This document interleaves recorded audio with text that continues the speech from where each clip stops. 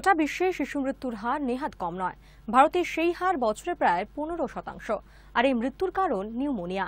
এই রোগে আক্রান্ত হয়ে বিশ্বে প্রতি 30 সেকেন্ডে একটি শিশুর মৃত্যু হয় বলেই জানা গিয়েছে। বিশ্বে নিউমোনিয়ায় আক্রান্ত হয়ে প্রতি 30 সেকেন্ডে একটি শিশুর মৃত্যু হয়, আর এটি শিশু মৃত্যুর 1 নম্বর কারণ বলে জানাচ্ছেন চিকিৎসকেরা।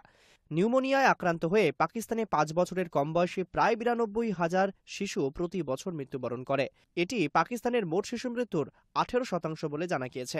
বিশ্ব নিউমোনিয়া দিবসে এই বিষয়ে আরও বেশি করে সচেতনতার কাজ করে চলেছেন চিকিৎসকেরা। চিকিৎসকেদের দাবি, টিকার সুযোগ বেশি করে যাতে সমস্ত শিশুরা টিকার সুযোগ পায় তার অগ্রাধিকারের ব্যবস্থা করতে হবে। টিকার মাধ্যমে একটি শিশু নিউমোনিয়া এবং এ ধরনের বিভিন্ন রোগ যেগুলি টিকার মাধ্যমে প্রতিরোধ করা যায় সেগুলি থেকে সুরক্ষিত থাকবে। নিউমোনিয়ায় কার্যত ফুসফুস আক্রান্ত হয়। নবজাতক এবং শিশু যাদের বয়স 2 বছরের নিচে তাদের নিউমোনিয়া হওয়ার সম্ভাবনা সবথেকে বেশি, কারণ তাদের শরীরের ভেতরে রোগ প্রতিরোধ ক্ষমতা তখনও পূর্ণরূপে বিকশিত হয় না বলেই এই রোগের সংক্রমণ হয়।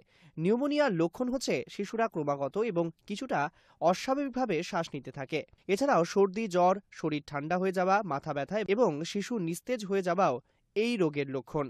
দক্ষিণ এশিয়া দেশগুলির মধ্যে পাকিস্তানে প্রথম বিনামূল্যে নিউমোনিয়ার টিকা দেওয়ার কাজ শুরু হয়। নিউমোনিয়ায় মৃত্যুর সংখ্যা খুব বেশি হয়ে থাকে, কারণ রোগ অনেকটাই বেশি হয়ে গেলে তখন এই রোগ থেকে নিস্তার পাওয়া দায় হয়ে যায়।